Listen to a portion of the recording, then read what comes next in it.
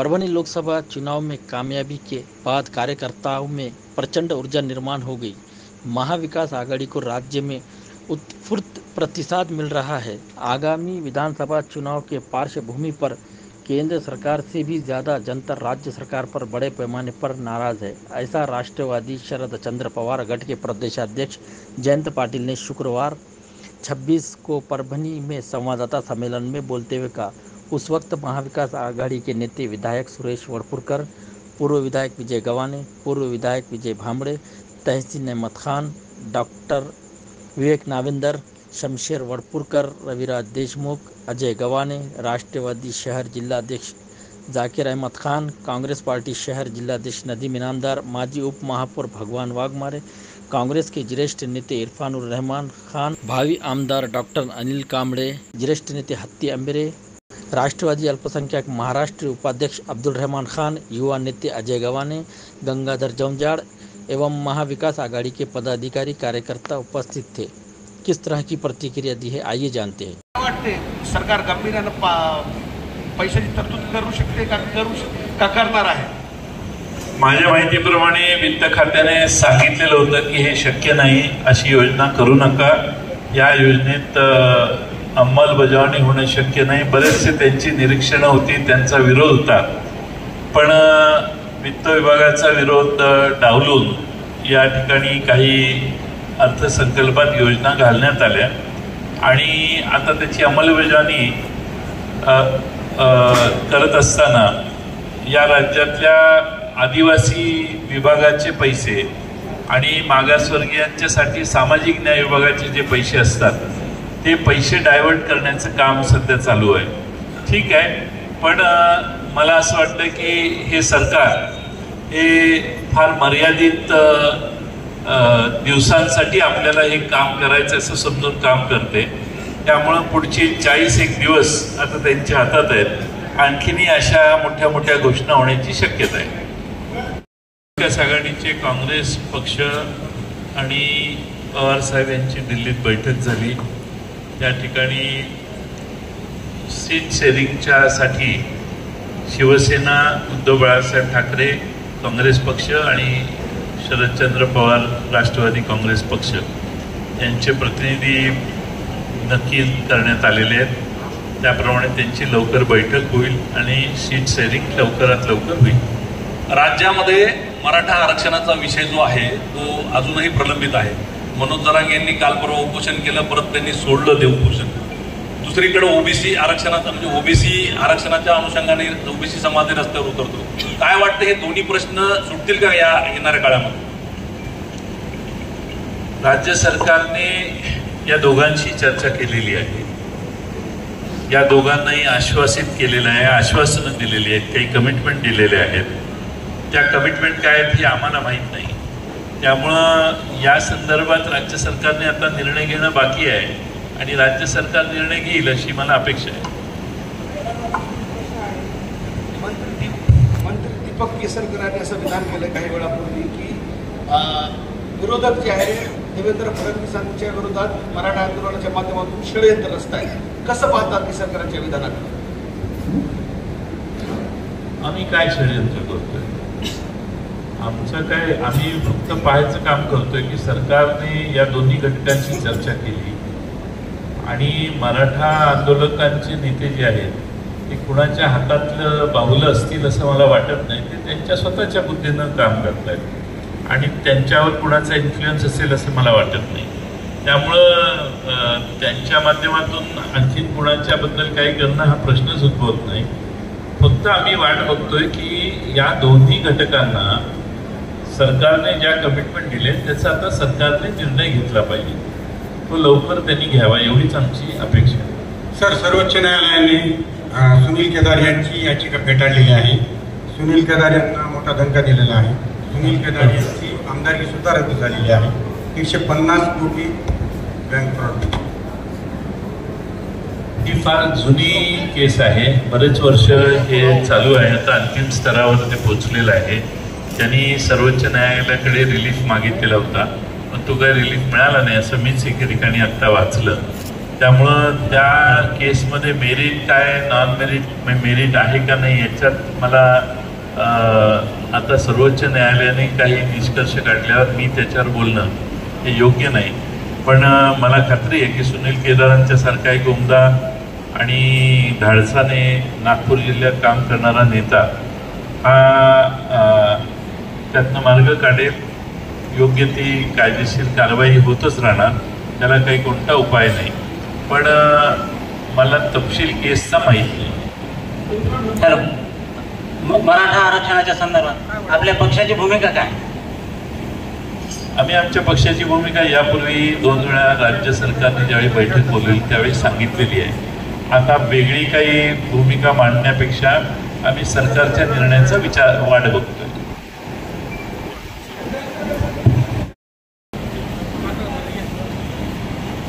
बाळकाका चौधरी इकडं पाथर्ड ह्याचे गंगाखेडचे, परत बाळासाहेब निरस एक झाले आणि डॉक्टर अनिल कांबळेंचे एक झाले. जरांगे पाटलांनी 2024चं मिशन जाहीर केलं. 29 ऑगस्टला बैठक घेणार आहेत मराठा समाजाची आणि त्यानंतर ते त्यांची दिशा ठरवतील. याबद्दल तुमची काय भूमिका आहे? तुम्हाला काय वाटते? नाही, मला याच्यावर काही भाष्य करायचं नाही आहे, कारण ते अजून बैठक घेणार आहेत, त्यांचा विषय त्यांची चर्चा करणार आहेत. उगाच त्याच्यावर ॲडव्हान्समध्ये काही बोलण्याची योग्य आहे असं मला वाटत नाही, बोलू नये. पुण्यामध्ये जो पुराचा प्रकार झाला त्यानंतर तिथले खासदार मोहोळ यांनी प्रशासनाला जिम्मेदार सांगितलेलं आहे. प्रशासनाच्या चुकांमुळे हा प्रकार घडल्याचं सांगितलंय. म्हणजे सत्तेमध्ये असलेले प्रशासनावर अशा पद्धतीने बोलत आहेत. प्रशासन कुणाचं? भारतीय जनता पक्षाच्या ताब्यात पुणे महापालिका होती. आता निवडणुका यांनीच घेतल्या नाहीत, नाहीतर नवीन बॉडी निवडून आली असती. त्यामुळं हे एक जबाबदारी, कारण नगरसेवक असले तर कामं भरपूर होतात आणि व्यवस्थित होतात. आणि प्रशासक किंवा कमिशनर हा यांचाच आहे, यांचंच मुंबईतलं जे सरकार सांगतं तेवढंच काम ते करतात. त्यामुळे या सगळ्याची जबाबदारी भारतीय जनता पक्षावरच आहे. ही कमिशनरवर किंवा अधिकाऱ्यांच्यावर टाकून चालणार नाही. आणि आता ते नवीन खासदार झालेले आहेत, मला वाटतं की त्यांच्याही लक्षात येत असेल की पाणी सोडलं किती वेगाने पाणी येणार. हा सगळा एवढा प्रशासकीय गोंधळ आणि इरिगेशन डिपार्टमेंटने सोडलेलं पाणी आणि महापालिकेला कळवलेलं पाणी आलं किती, म्हणजे पुण्यातली ही पुराची परिस्थिती निव्वळ मिसमॅनेजमेंट आहे. आणि त्या डिपार्टमेंटमध्ये 2 डिपार्टमेंटमध्ये समन्वय नाही, याचा परिणाम पुणेकरांना भोगायला लागलाय. आणि काय म्हणून हा फार मोठा गोंधळ. पुणेकरांचे जे हाल झाले ते राज्यकर्त्यांचं पुराकडे, अतिवृष्टीकडे, नैसर्गिक आपत्तीकडे लक्ष नाही आहे. राज्यकर्त्यांना पडलेली आहे पुन्हा निवडून येण्याची घाई.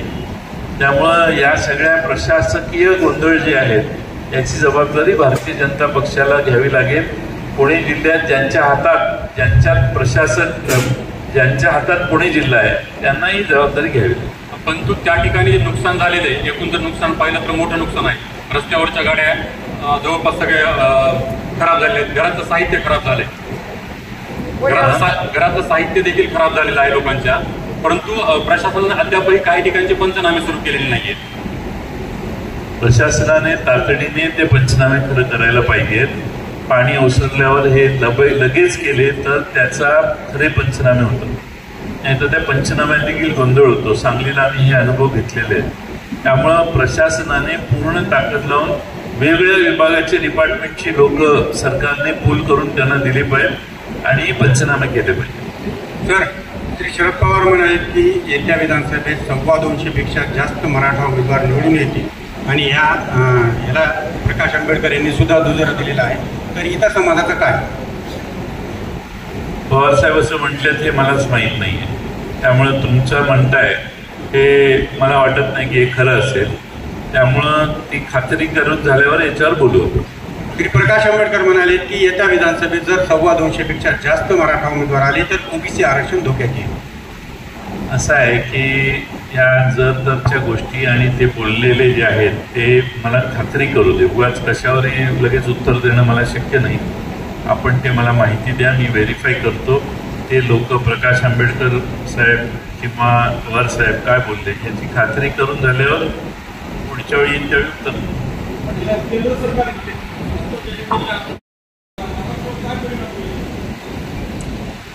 भारत हे संघराज्य आहे.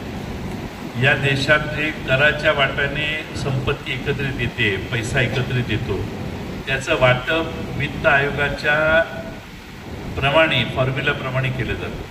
काही राज्यांना त्यातला 6% वाटा मिळतो, 7% मिळतो, 7.5% मिळतो, काही 11%. जी मागासलेले राज्य आहेत त्यांना 13% जातो. असं जरी त्यामुळं देशातले बजेट मांडताना या पद्धतीनंच पैसे वेगळ्या योजनेच्या मार्फत त्या त्या राज्यांना मिळायचे.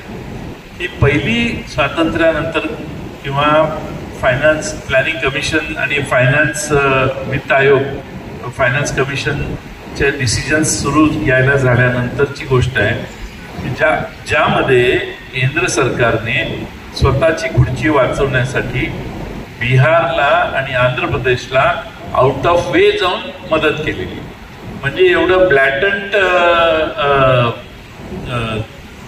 म्हणजे तुम्ही काय करायचं ते करा, आम्ही यांना पैसे देणार, हे भारताच्या संघ राज्याच्या दृष्टीने घातक आहे. काही संकेत देश एकसंघ ठेवण्यासाठी ठेवायचे असतात, सर्वांना समान ट्रीटमेंट द्यायची असते, याचं भान देशाच्या प्रधानमंत्र्यांनी ठेवायचं असतं. हे सगळे भान ठेवून 2 राज्यांना मदत केली. महाराष्ट्राच्या तोंडाला पानं पुसली. महाराष्ट्राच्या तोंडाला पानं पुसली त्यामुळे राज्याचे उपमुख्यमंत्री सांगतात यादी करून की एवढे एवढे पैसे आले. पण त्यातही माझ्याकडे यादी आहे की मागच्या वेळेपेक्षा त्यात बऱ्याच ठिकाणी पैसे कमी आले. MTP 3 मी अर्थमंत्री होतो 99 साली, तेव्हापासून 97 सालापासून MTP 1 प्लॅन होता, नंतर MTP 2 झाला, आता MTP 3. ते पैसे येणं स्वाभाविकच आहे, ठरलेलेच आहे. त्यात काही वेगळं काही हे नाही, द्यावंच लागतं. एव्हरी बजेट केंद्र सरकारला ते पैसे द्यावे लागतात, आपल्यालाही आपल्याकडून बजेट आहे. त्या योजनांचे पैसे बेरीज करून तुम्ही जर महाराष्ट्राला सांगायला लागला की हे पैसे आले तर ही महाराष्ट्राची दिशाभूल आहे.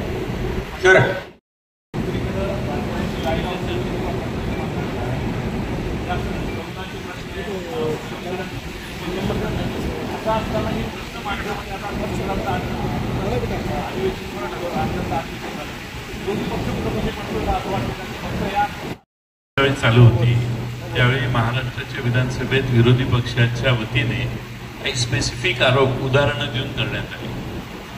पण एकाही आरोपाचं उत्तर मंत्री देऊ शकले नाहीत, त्यांनी उत्तर देण्याचं टाळलं.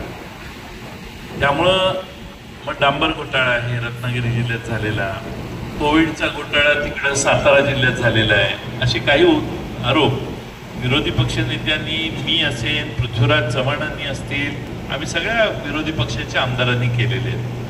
आता केंद्र सरकारने बजेट मांडलेलं आहे, त्याच्यावर महाराष्ट्राचे जे खासदार भाषण करतायत ते बघा ना.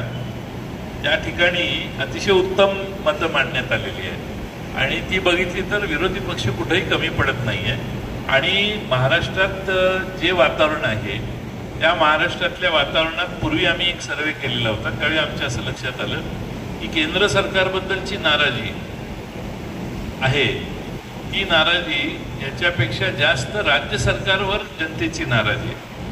त्यामुळं या निवडणुकांमध्ये महाराष्ट्रात फार मोठा फटका महाविकास आघाडीच्या समोर उभे राहणारे जे महायुतीचे आमदार आहेत त्या सर्वांना बसेल. मराठवाड्यात तर मी असं ऐकलं की भारतीय जनता पक्षाच्या वतीनं उभा राहायचं, अपक्ष उभं राहायचं असा विचार मराठवाड्यात आमदारकीचे इच्छुक लोक करायला लागलेत अशी माझी माहिती आहे. सर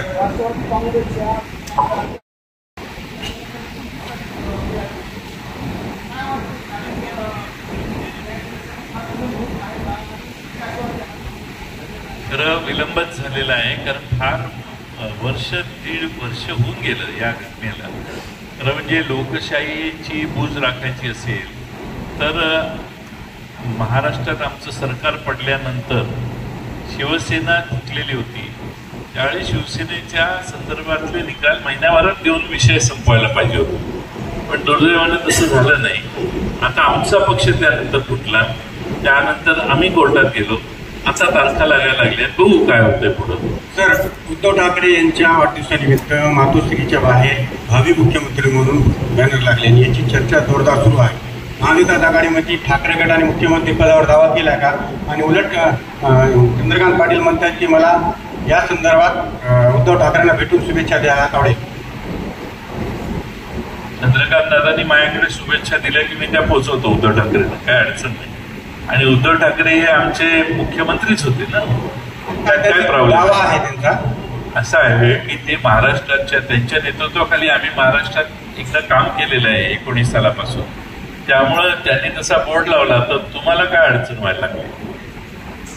सर, राज्य सरकार वेगवेगळ्या घोषणा करतं. पीक विम्याचा जर प्रश्न बघितला तर मागील वर्षीचा पीक विमा जिल्ह्यामध्ये मिळालेला नाहीये.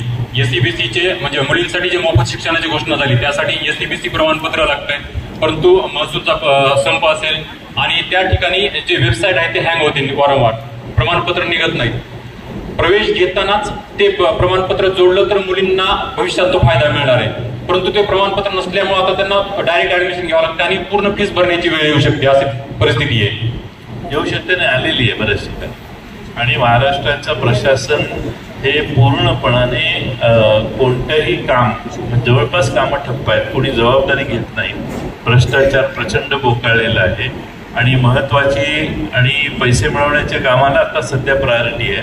विद्यार्थ्यांच्या आणि सर्टिफिकेट मिळवण्याच्या प्रयत्नाला ही लोक लवकर दाद देत नाहीत आणि अनेक अडथळ्यांची शर्यत पार करून त्या मुलांना मुलींना परत हे सर्टिफिकेट मिळवावं लागतं आणि ते मिळवताना तुम्ही सांगितलं तर सगळ्या अडचणी या महाराष्ट्र सरकारने दुरुस्त करायला पाहिजे तसं मला वाटतं.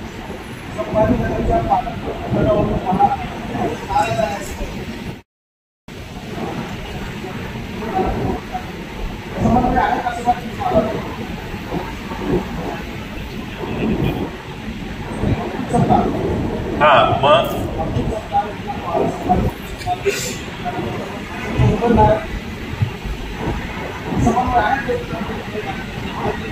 नाही, उघड नाराजी भारतीय जनता पक्षाने व्यक्त केली, पण अधिकार तर एकनाथ शिंदेचा आहे ना. एकनाथ शिंदेचं नेतृत्व भारतीय जनता पक्षाने स्वीकारलेलं आहे, त्यामुळं नाराजी व्यक्त करण्याच्या पलीकडे ते तरी काय करणार. सत्तारच त्या ठिकाणी पालकमंत्री राहणार, ते बदलू शकत नाही. त्यामुळे तेवढे 2 महिने आता आहे सत्ता, त्यात सोसावे लागतील सत्तार. शिवसेनेकडून जसं उद्धव ठाकरे यांचं बॅनर लावण्यात आलं आहे भावी मुख्यमंत्री म्हणून, तुमच्या पक्षाकडून तुमचं नाव पुढे येत आहे, कार्यकर्त्यांच्या त्या भावना आहेत.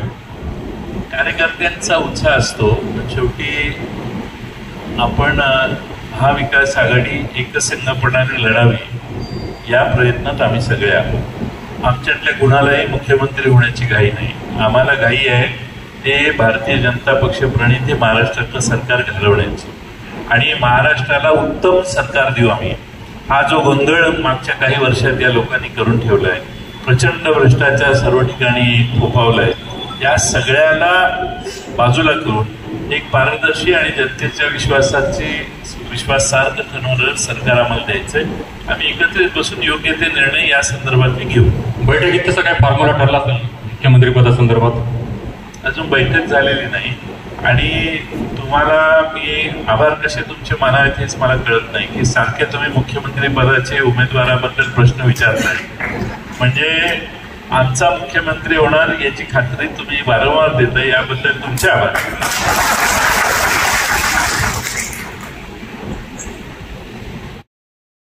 तुम्हाला काय वाटतं महाविकास आघाडीचा परफॉर्मन्स कसा असेल आणि किती जागांचा टोटल तुम्हाला अपेक्षित आहे निवडणुकीत?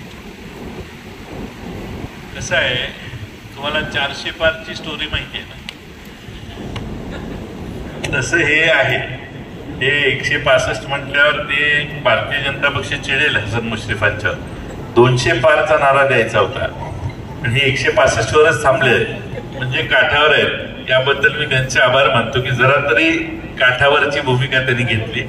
आमच्या महाविकास आघाडीचं संख्या 175 पेक्षा पुढे जाईल, यात मला काही शंका नाही.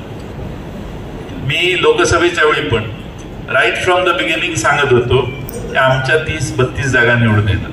पहिल्यापासून मी बऱ्याच ठिकाणी मुलाखती अशाच दिल्या. त्यावेळी सगळे म्हणायचे कशावर म्हणता, तर एकदा साधारण महाराष्ट्राची नाणी कळायला लागली तर निर्णय काय ते कळतो. त्यामुळं आम्हाला 30-32 जागा निवडून येतील हे सुरुवातीपासून वाटायचं. महायुतीचं 165 जागांचं आहे. काल राज ठाकरेंनी मेळावा घेतला. त्यांनी सांगितले 225 जागा ते लढवणार आणि महाराष्ट्रामध्ये सत्ता मिळवणार म्हणून. कोण? राज ठाकरे. राज ठाकरे 225 जागा लढवणार. ठीक आहे, काय लोकशाही आहे, प्रत्येकाला हा अधिकार आहे. पण आता आपल्या स्वतःच्या पक्षासाठी लढायचं का दुसऱ्यांसाठी पक्ष मतं फोडण्यासाठी लढायचं, हा ज्याचा त्याचा चॉईस आहे. दुसऱ्याची सेवा करायला रणांगणात जर कोणी उतरणार असतील तर त्यावर आपण काय बोलणार. परभणी जिल्ह्यात 4 विधानसभा आहे. जागा वाटपासून काही झाले का? 4 विधानसभा जागा वाटपाची चर्चाच नाही, आता होईल या आठवड्यात 2 आठवड्यात.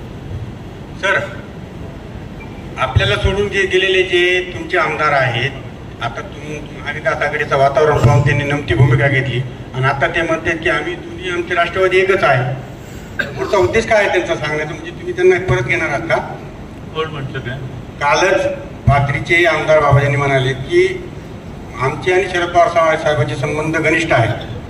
दोन्ही राष्ट्रवादी एकच आहे. मी कुठेही राहिलो तरी आमचे संबंध घनिष्ठच आहे. नाही, बाबाजानींची केसच वेगळी आहे. बाबाजानी हे मनाने कायम आमच्याकडेच होते, ते कधीच तिकडे गेले नाही. पण मी काल त्यांच्याकडे जेवायलाही गेलेलो आणि तिथले त्यांच्याबरोबरचे सगळे कार्यकर्ते वगैरे आम्ही सगळे पूर्वीपासून आमच्या ओळखी आहेत म्हणून मी त्यांच्याकडे जेवणही करून आलो.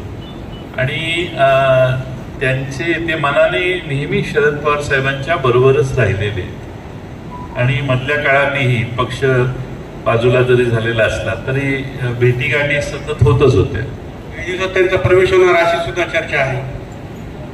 तुम्हाला कोणी सांगितलं? चर्चा आहे. मला माहित नाही, विचारते तुम्हाला. पण आता कसं झालंय की 1, 2, 3 तिघच प्रश्न विचारता तुम्ही. एक मुख्यमंत्री आहेत आणि 2 उपमुख्यमंत्री. बाकीच्यांना संधी द्या, बाकीच्या माहिती आहे. विधानसभेची जागा किंवा आमदारकीचं तिकीट बाबाजी दुराणी यांना द्या. आज शिष्टमंडळ आपल्याला जे भेटलं होतं त्यांचं आलं, तर त्याविषयी काय आपली भूमिका काय? आमची त्यांनी मागणी केलेली आहे, त्यांची भूमिका सांगितलेली आहे आणि या ठिकाणी माझ्या शेजारी सुरेश वरपुडकर साहेब बसलेले आहेत. काँग्रेस पक्ष आणि आम्ही एकत्रित बसून यावर योग्य तो निर्णय करू. पाथरीची जागा नाही दिली तर आम्ही अपक्ष निवडणूक लढू असे त्यांचे पुत्र जुनेद दुराणी यांनी स्पष्ट केलेलं आहे. कुणी केले? जुनेद दुराणी, मुलांनी त्यांच्या. ते आता असं आहे की प्रत्येक जण त्यांच्या आणखीन कोणी काय बोललं त्याला उत्तर मी देणं मला माहीत नाही आणि तुम्ही म्हणताय त्याच्यावर मी कसा लगेच विश्वास ठेवायचा. तुम्ही जसं बाबाजानींबद्दल बोलले आता की ते मनानं आमच्याकडेच होते, शरीरानं तिकडे गेले. राज्यातले असे काही नेते असतील ना आणखी पण जे शरीरानं तिकडे गेले ते मनानं तुमच्याकडे असतील आणि ते संपर्कात असतील काही पुढच्या काही दिवसात? मी काही बोलून त्यांच्यावर त्यांना अडचणीत आणू इच्छित नाही. तसे काय असतील नावं काही म्हणजे असतील ना, नंबर ऑफ फिगर काही बरेच आहेत तसे, पण उगाच त्यांना अडचण होते, त्यांना परत फोन जातात, मुंबईला बोलवलं जातं. विनाकारण कोणाला त्रास देणं माझा हेतू नाहीये. त्यामुळं मी आपलं काल गेलो. परतीच्या वाटेवर काही आमदार आहेत का? तसं सांगणं परतल्याशिवाय उगाच हवेत बोलणं बरोबर नाही ना. असं उगाच बोलणंही योग्य नाही. उगाच त्यांची प्रतिमा खराब होते. त्यांना काय यायचं असेल ते शेवटी बघू त्यावेळी. आज काय तशी परिस्थिती नाही आहे आणि आमच्या पक्षाचं धोरणही अजून ठरलेलं नाही.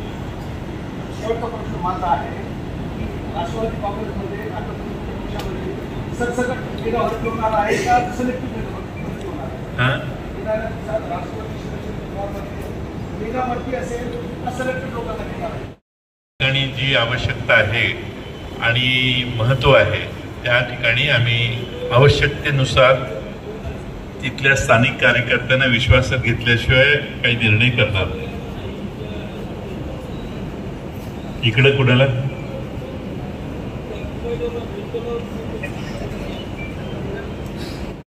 सांगितलं की लोकसभेच्या आधी महाराष्ट्र सरकारने काही टेंडर्स घोषित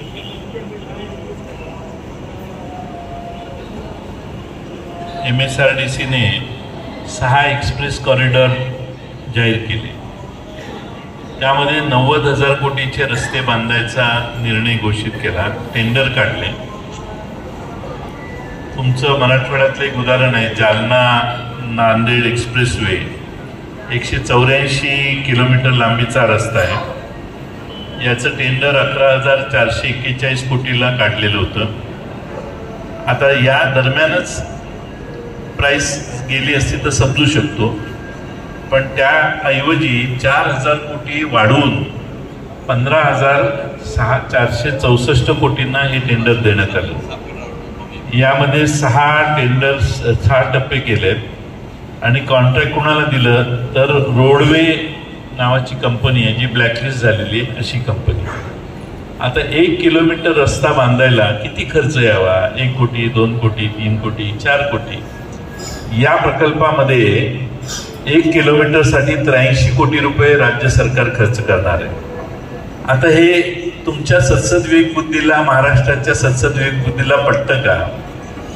म्हणजे याचा असा आहे की 6 एक्सप्रेसवे मध्ये अजून एक उदाहरण सांगतो. Virar Alibag multi model corridor, त्याचं टेंडर 20,000 कोटी रुपयाचं होतं, पण दिलं कितीला? 26,000 कोटीला. आता 1 किलोमीटरचा खर्च किती? तर 273 कोटी रुपये. 1 किलोमीटर, 96 किलोमीटरचा रस्ता आहे आणि 273 कोटीचा खर्च करून हे 96 किलोमीटर गुणिले 273 हे 26,000 कोटी रुपये होतात. आता तुम्हाला माहितीसाठी सांगतो, मध्ये चांद्रयान 3 मोहीम आपली झाली, त्यामध्ये 3,84,000 किलोमीटरचा प्रवास चांद्रयानने केला. त्या चांद्रयान 3च्या मोहिमेला पण 600 कोटी रुपये खर्च आला. म्हणजे काय एवढा खर्च कसा येतो? 1 किलोमीटर रस्ता बांधण्यासाठी तुम्ही 273 कोटी खर्च करायला लागला. म्हणजे काय तर जनतेच्या टॅक्सचे पैसे कसे उधळायचं चाललंय आणि समजूत घालायचे चालले की टोलने हे पैसे परत येतील. हे 6,000 4,000 कोटी पुढच्या एस्टिमेट पेक्षा जास्त खर्च करता. याचा अर्थ काय तर टोल अनेक वर्ष गोळा केला जाणार आणि टोल कंपन्यांचे खिसे भरले जाणार. आणि त्यामुळं मला असं वाटतंय की ह्याच्यात दुसरी मला माहिती आहे की टेक्निकल सँक्शन नाही, ऍडमिनिस्ट्रेटिव्ह अप्रुव्हल सरळ नाही, लँड ॲक्विजिशन अजून झालेलं नाही, त्यामुळं डायरेक्ट टेंडरच काढलेलं आहे. त्यामुळं 90,000 कोटी रुपयाची कामं कुणाकुणाची आहेत? तर मेगा, नवयुगा, GR इन्फ्रा आणि रोडवेज या सगळ्यांनी इलेक्ट्रल बॉन्डमध्ये भारतीय जनता पक्षाला 8,000 कोटी रुपये दिलेले. म्हणजे महाराष्ट्रामध्ये तुम्ही मोठमोठे प्रोजेक्ट काढता आणि प्रचंड मोठ्या प्रमाणात महाग रस्ते महाराष्ट्राच्या माथी मारण्याचं काम गडबडीत तुम्ही करता. आता निवडणुका आहेत, हे प्रकल्प पूर्ण व्हायला 4-4 वर्ष लागतात. तुम्ही लोकसभेच्या निवडणुकीच्या जस्ट असे आधी टेंडर काढता. आताही काही टेंडर काढलेले आहेत. मला वाटतं की महाराष्ट्राची ज्या पद्धतीनं घाई गडबड करून हे प्रकल्प काढायचं चाललंय. मध्ये लोकसभेला आम्ही अनुभव घेतला, प्रचंड पैशाचा संपत्तीचा वापर महाराष्ट्रात सगळ्या मतदारसंघात झाला. आता ही लोकांनाही प्रश्न पडायला लागला की संपत्ती येते कुठून? काही उत्तरं हळूहळू मिळायला लागले.